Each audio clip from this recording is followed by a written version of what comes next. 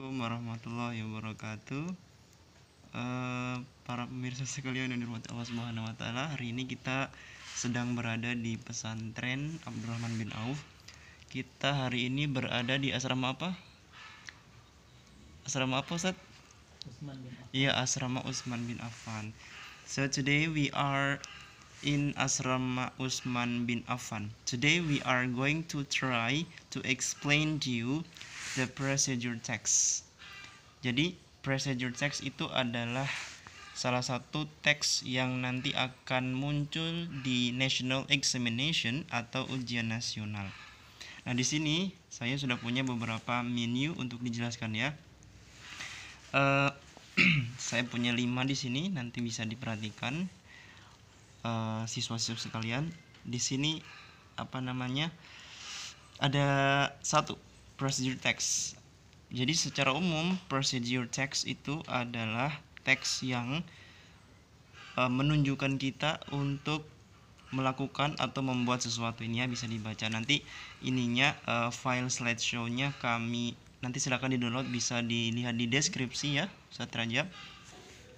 Nah, selanjutnya yang kedua, judul dari teks biasanya menjadi purpose atau aim atau tujuan dari penulisan teks. Jadi biasanya ini yang paling umum nih teman-teman sekalian. Ada biasanya pertanyaan, what is the aim of the text above, misalnya apa tujuan dari teks di atas, maka tujuannya adalah judul dari teks tersebut. Yang ketiga, terdapat step atau langkah-langkah, seperti contohnya pertama atau first, dan kedua atau second, dan seterusnya. Terus di dalam procedure text ada juga namanya imperative. Imperative itu apa? Ustaz Rajab tahu mungkin? Imperative itu adalah kata kerja yang maknanya menjadi kata perintah, misalnya open atau slash dan sebagainya. 4. Terdapat alat atau tools dan bahan atau ingredients. Untuk biasanya masakan, biasanya ada ingredients. Kalau bahan-bahan biasanya how to make bla bla bla, cara membuat sesuatu. Yang kelima, biasanya tersusun dalam bentuk paragraf. Nah, ada kata penghubung seperti first, next yang tadi seperti ini ya. Oke, kita beranjak ke materi selanjutnya. Nah, ini saya punya di sini ada teksnya ya. Ini saya kutip dari buku kelas 9. Saya lupa halamannya. Di sini juga saya sudah siapkan some vocabularies here. Some vocabularies. If you don't understand about this text, you can see the vocabularies in this part.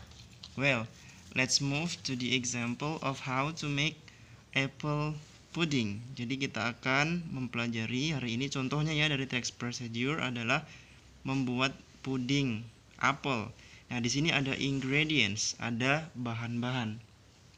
Terus ada method atau cara atau biasa disebut sebagai step atau langkah-langkah.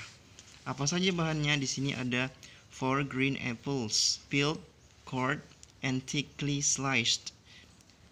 1/4 cup or 45 gram self-raising flour, sifted. 60 gram butter of margarine, cubed.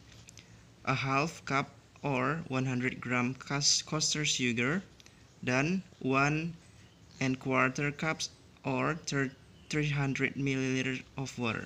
Jadi di sini ada apel dikupas, lalu di peel, dia dikupas ya, di slice, dipotong-potong menjadi kecil. Selanjutnya ada tepung, ukurannya 1/4. Ada margarin, ukurannya 60 gram. Ada sugar atau gula 1/4, dan ada water 1/4 cups atau setara dengan 300 ml. Nah, caranya gimana? 1. Place apple in a heat proof dish.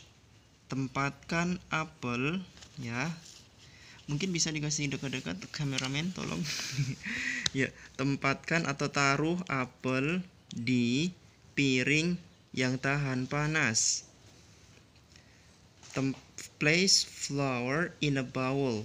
Tempatkan tepung dalam sebuah mangkok. Rub in margarine using fingertips.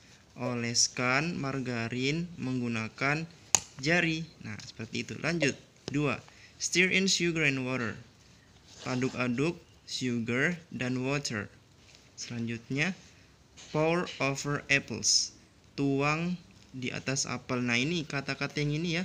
Ada place, ada rub in, ada stir, ada pour. Itu merupakan imperatif. Tadi kita sudah bahas imperatif adalah kata kerja yang bermakna suruhan, menyuruh. Bake at 180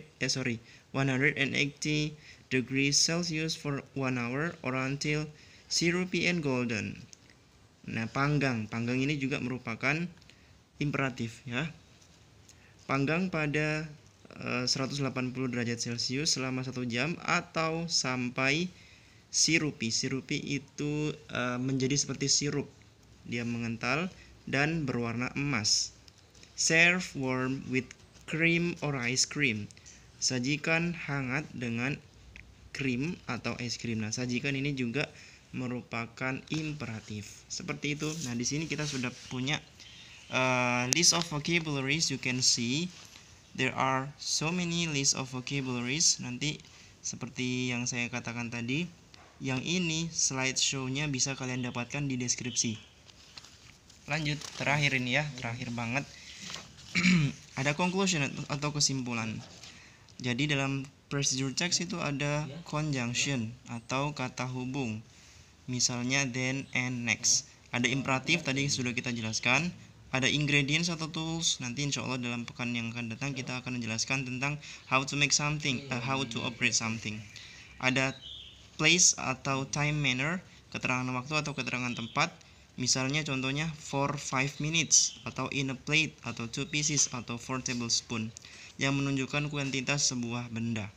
Nah, seperti itu saja mungkin ya teman-teman sekalian untuk hari ini pembahasan tentang procedure text. Jangan lupa diklik tombol subscribe supaya teman-teman nanti bisa mengetahui kelanjutan dari materi kita kali ini. Saya kira cukup ya. Terima kasih banyak. Nanti silakan perhatikan baik-baik juga untuk slide yang telah dibagikan. Terima kasih. Kita tutup pertemuannya dengan membaca doa kafaratul majelis. Subhanaka Allahumma bihamdika asyhadu an la ilaha illa anta astaghfiruka wa atubu ilaik. Assalamualaikum warahmatullahi wabarakatuh.